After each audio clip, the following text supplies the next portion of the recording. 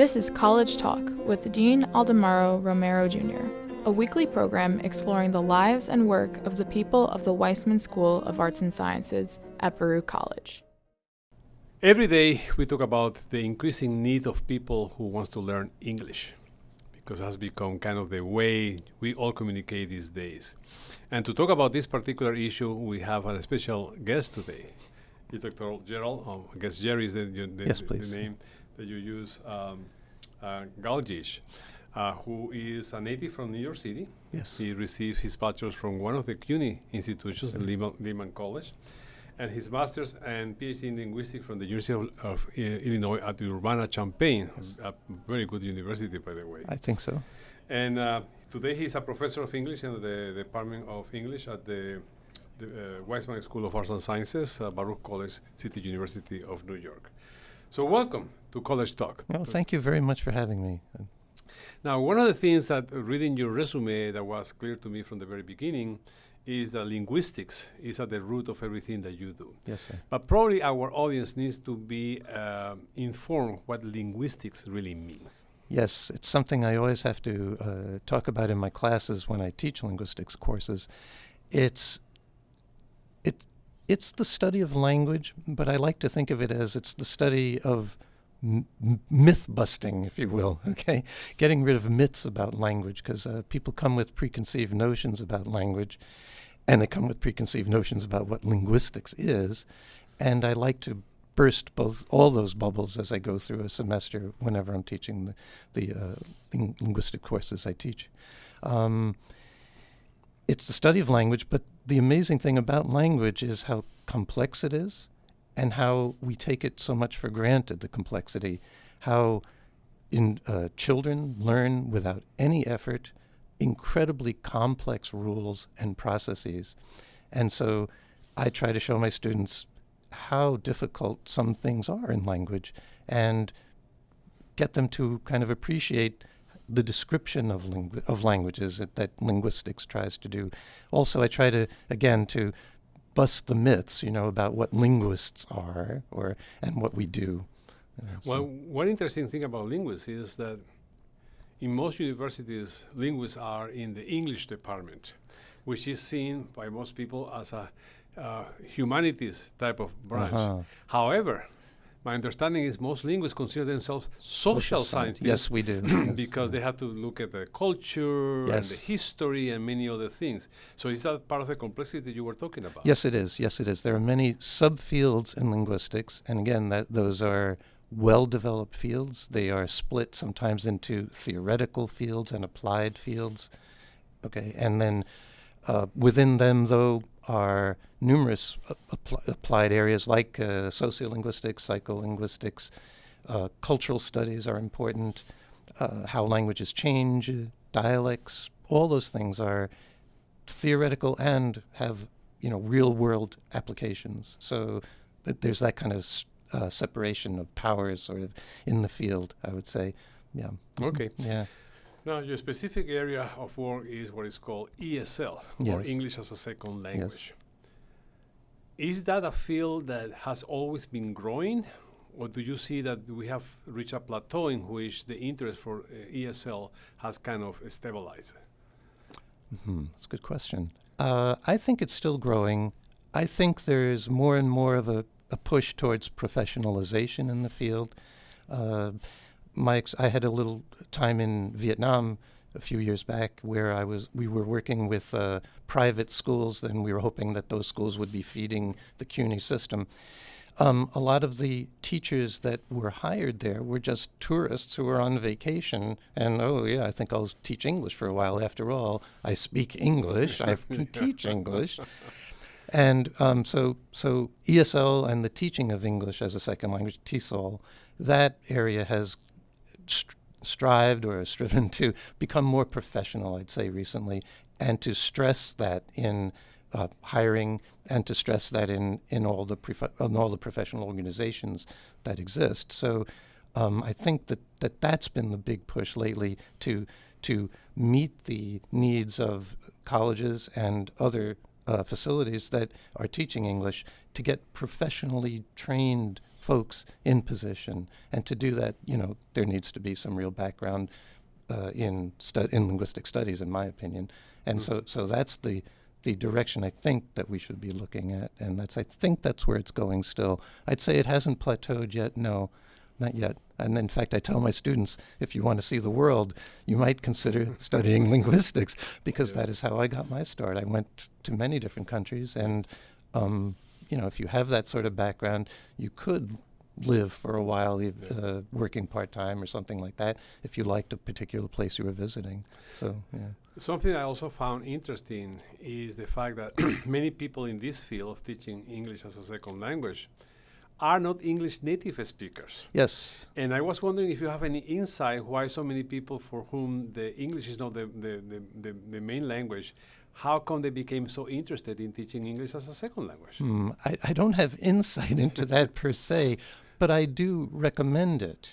Okay, I think it's very useful for someone who has learned English as a second language, or a third language in some cases, or even later than that, for that person to be in a classroom with learners of a language, to be the role model. I don't have an issue with that at all. And whenever I've hired people, I look at their credentials here to see how they would work in a classroom and how well they would teach.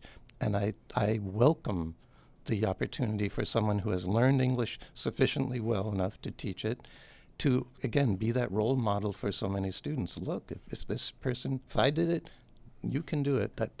That's very, I think that's bona fide. I really do. Some people disagree, I have to say. Many people think we should only have native speakers of English in a classroom for English as a second language, but I'm not that rigid about it. I think the teachers must be fluent, must be comprehensible to the students, sure.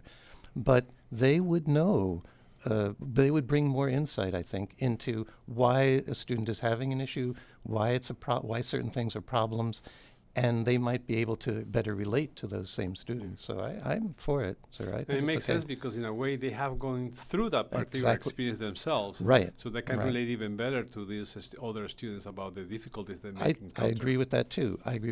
And again, though, I'd like to see it professionally trained, not just because I now know English. I can now teach English. Again, I think that dichotomy is false, that someone should be trained whether he or she is a native speaker or a learner as well. So, and we've just had a recent hire, as you know, whose English is his fourth, I believe, language. So, but we welcome him. I mean, I'm sure he will be good. Yeah.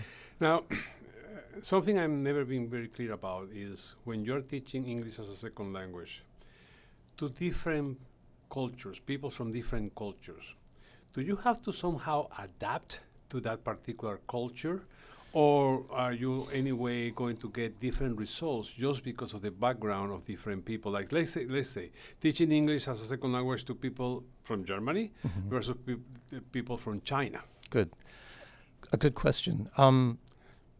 There are very many questions inside that question, and that's a good one again. I keep thinking there's a difference between teaching English as a foreign language and teaching English as a second language. In the examples you brought, I would say that the speakers of Chinese who are primarily at Baruch, they are somewhat fluent already in English when they come into the classroom. They have had some experience living in the city. Their writing is not up to date, or up to the level we want the students to be. That's a different kind of teaching strategy and a different kind of teaching situation than someone who is in his or her own foreign country and learning English as a foreign language. They don't intend to be living in a country where English is spoken. So those circumstances are different, and then that brings different cultural issues to bear. I have to say, though, that my experience is more in the straight teaching and less worrying about the different cultures that I'm encountering. It's not to say I'm not aware. That's not to say I'm not cognizant of their issues. Okay, but I don't know that will play a significant role in the classroom here. Okay. Yeah. Now, One area in which you have done a lot of work is to teach English as a second language via computers. Yes, yes. And one wonders, is that also really effective? Because after all, you cannot expect the computer to, no matter how advanced the program is, to really talk back to you or get an insight of how to deal with the specifics that you may have while learning English. All true, sir. And again, one of the myths that I like to bust, okay.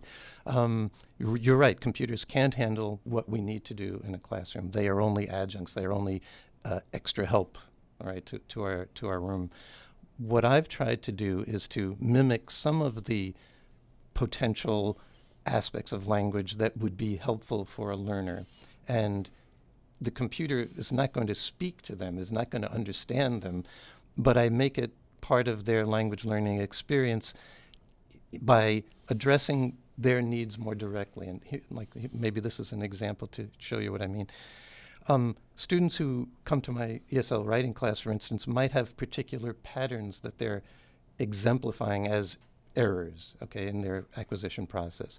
My programs that I've written, the applications, if you want to call them that, will kind of adapt their direction to the kinds of mistakes I have researched for those particular groups here at Baruch.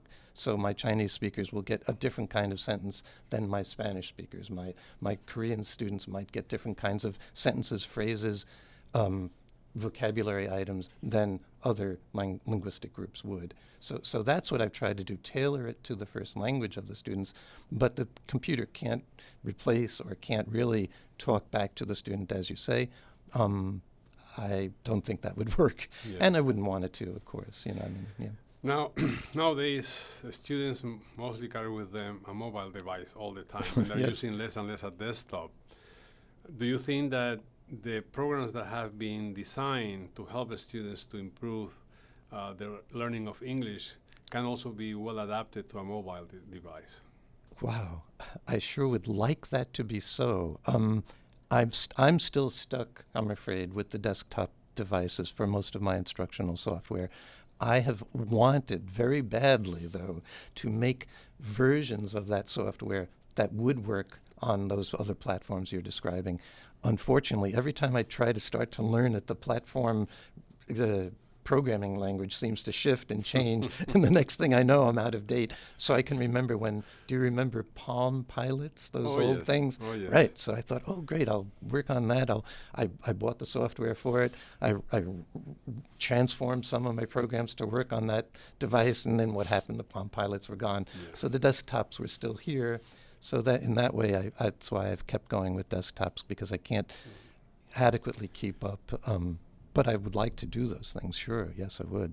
And it's hard to imagine the small screen being able to do some of the things I try to do with my software. Yeah. I would think some things would work, but not many of them, not all of them.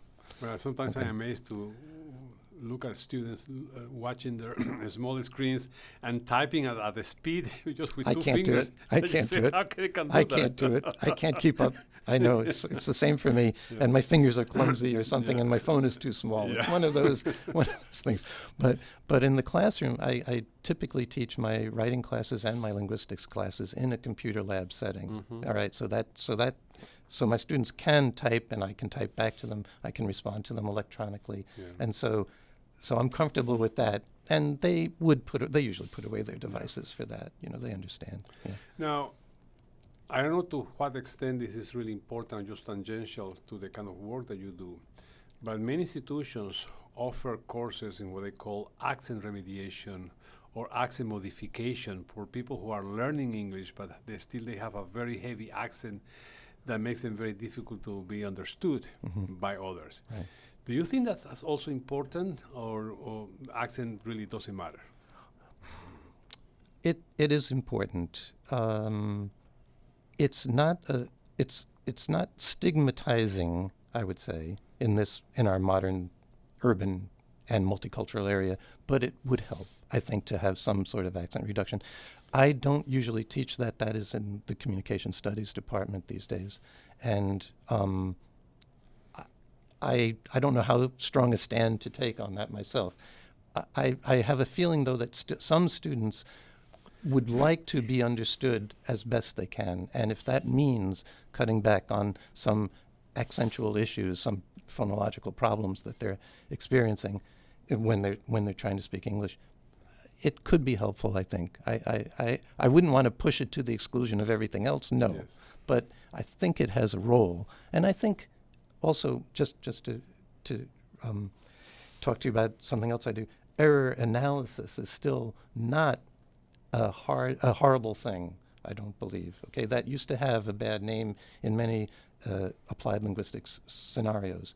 I call it what it is, but I think my students, I know, do want to know what's going on in their papers. Why is my teacher saying I'm not clear, I've made some mistakes, why I've got some issues, what are the issues? I think it's important to let students know where the issues are and what they are, but not to overwhelm them with red ink. I don't believe in that, and I don't think anyone should do something like that. But yet, to have the opportunity for them to sort of look at the correction or look at the mark that the teacher has written in the paper, click on it, get information about it, read it themselves, right, and say, maybe this is what I need to fix and this is what I need to adjust. Let me try this as a correction, okay? And I think that's a good approach to have. And I think it has its place again, where again we don't correct every single paper, and every single mistake on a paper, but we flag some of them. And we let the student know, look here, if you want to try to fix things, that you ought to look there to fix it. And I think students welcome that. They tell me this too. They want to know what's wrong, what did I do wrong? And I'm sorry to go on and on about this, but there's just one thing I want to stress too. And then there are different kinds of errors, okay, that need attention, I believe. Yeah. Some are mechanical, I think, and students can quickly get that, okay. Some, though, are deeply ingrained. They are hard to uncover. They're hard for the teacher to explain. Okay, many vocabulary errors are like that, where the student has thought of a synonym maybe, or maybe made a translation from his or her own first language and put it down on the essay, thinking it's perfect fit, but it's just wrong. And it takes almost a paragraph for the teacher to explain that one seemingly small thing, but it might have interfered with the communicative process. And so we do have to help students like that, I think, in some way. Yeah. I think this is a particular area that almost everybody has a great difficulty, and I'm speaking for myself, whose first language is not English, is prepositions. Sir, you are right. Because there are no rules for that, and for you it's always difficult to figure out is in, on, up, all these kind of things. How do you deal with that particular area? Because I think everybody has difficulties going through the prepositions. You are right. There are some generalizations about prepositions. In, on, and at, for instance, have the locational sense, and they have a temporal sense, okay? And in is more general, on is a little more specific, and at is very specific. So at 5 o'clock, okay, on Monday, in 1960, something like that. So you can hear how those temporal things work with those prepositions. But you were right. After that, it's all downhill, okay? There are so many prepositions that can come after verbs, as you know, and the wrong one gives the wrong sense. So I've written a few applications, a few programs that try to address that, but it's difficult because you need to get the context right. And you need to be able to say to the student, look, this verb here is going to work with that preposition, but its synonym may not. Yeah. Okay, so agree with, and agree on, but disagree that, it's no preposition. And then, that's another thing. Sometimes no preposition is the right preposition, right? So, but it's laborious, and you can try to show students some of the patterns that are there. You can show them similar words, but you always have to point out this word might be a synonym for that word, but the prepositions might be different. Yeah. And I had the same issue. I lived in Sweden, and I tried to speak, and I used to make more mistakes than you can imagine Yeah. with the wrong preposition. Yeah. You know, I sympathize fully. I do. Well, because I think the problem of preposition is the same for every language. Well, almost. Some languages just don't rely on prepositions, Yeah. but certainly the Indo-European languages, Yeah. yes, you're right. They That's do. for sure. Yeah. Right. Yeah. Okay. Yeah. Now, lately we have seen a number of devices out there, like in Google or Amazon, that basically you place a device in your home and you give orders to that device and they play music, or you can even have a conversation with the device, asking about the weather, where is the nearest Indian restaurant, you know, that sort of things. And all that is based on artificial intelligence. Yes. We also know that when you try to do a Google translation or any other device, sooner or later you're going to figure out that it was done by a machine, not by a human being. Exactly right. So my question for you is, do you envision that at some time in the future, artificial intelligence will progress so much that they will actually produce, so to speak, a person with whom you can have a conversation and that person correcting you of your own mistakes when you are speaking a second language? Or sooner or later we're going to discover that no, you still need some kind of human touch? Because that's the other thing. I mean, a British person teaching English doesn't teach it the same way and with the same emphasis or even the same words than an American one. So well, I know it's a big question, but anyway, there you have it. Oh wow. The linguist and skeptic in me says, nah, that could never happen. I believe that language is so complex that I cannot imagine it. But I have to think that someday something like that could happen, not just because of my love of Star Trek universe or something like that, but I think things have happened now that not too long ago people thought would not have happened. There was a long time ago, well, some 20 years ago, I guess, when computers were doing what you're talking about. There's something called a Turing test, and maybe you heard of that. Where, okay, well, the idea was if you were behind if you were behind a blank wall, behind a wall, and you were talking to something or someone, and you got answers back, would you be able to distinguish that from a real person? Okay, and so there were many programs developed like that would take what you said and either turn it back to you like a psychologist or a psychiatrist. So how do you really feel about that? You know, or tell me more about whatever you just said. Yeah. You know, and so people were saying, well, if you could never tell the difference between a machine and a person doing that, then the computer, quote, had passed the Turing test and was something that could talk to you. Well, they've come close to that, and they've surpassed that, I would say, by now. So I bet there is, in many ways, the last frontier, okay, is still going to be conquered, I would think. I think it's possible, but I don't know for sure, no. Let's move now to another area in which you have had experience, which is working in Tanzania. Yes. And you actually publish about Africanisms into the English language from sub-Saharan Africa. Yes. What are examples of those Africanism? Because usually you don't tend to relate that kind of influence. I mean, we get True. something from French, Yes, we do. from Spanish, Right. but not from Africa. So Yes. give us some examples. Oh, golly, I'm sorry. I would have come ready for that one. I'm sorry. But even ordinary words like banana and chimpanzee, for instance, those go back. Many zoological terms, okay. Some political terms have crept in, not some.